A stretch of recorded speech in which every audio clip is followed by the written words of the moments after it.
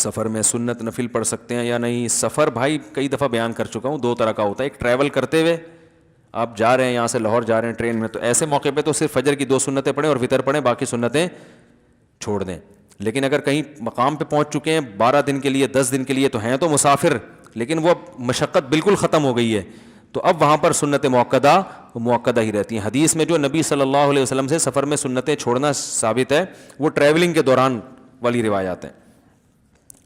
کیا بچوں پر کوئی نام بھاری پڑتا ہے؟ کچھ نہیں بھاری پڑتا، جو نام رکھو اچھا سا نام رکھو. مفتی صاحب بیان کے وقت کو تھوڑا مختصر کریں، لوگ بہت دور سے آتے ہیں، وجہ دیتے ہیں کون ہے بھائی یہ. ایک صاحب بولتے ہیں کہ آپ عالم نہیں ہیں، آپ کے پاس جو ڈگری ہے وہ جعلی ہے، اور یہ بھائی جو مجھے عالم نہیں سمجھتا وہ بیان نہ سنے. کیا خیال ہے بھائی؟ بولنے پر تو کوئی بھی کچھ بھی بول سکتا ہے، گورنمنٹ کی طرف سے کوئی پابندی نہیں ہے، کوئی بھی کچھ بھی بول لے. آج کل سردی، انہوں نے جو ایسا الزام لگا رہے ہیں وہ ڈگری دیکھی ہے میری، انہوں نے جعلی ہے، یہ اچھی ہے. آج کل سردی کے موسم میں اگر غسل فرض ہو جائے تو گیزر کی سہولت بھی نہیں ہو تو پھر کیا کریں؟ غسل کریں.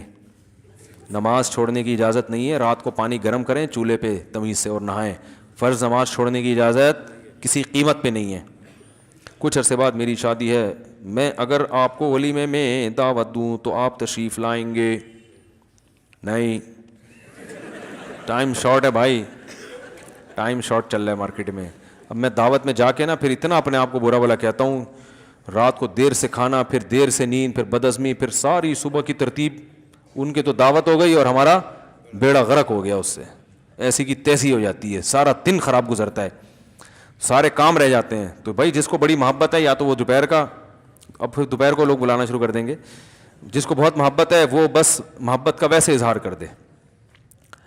ہاں بعض دفعہ لوگ نکاح پڑھانا چاہتے ہیں مجھ سے، تو اس کا ہم جو ہے نا، وہ بہت سارے لوگ ہیں جو نکاح پڑھوانا چاہتے ہیں، تو نکاح پڑھوانے میں تو کوئی ٹائم لگتا نہیں ہے.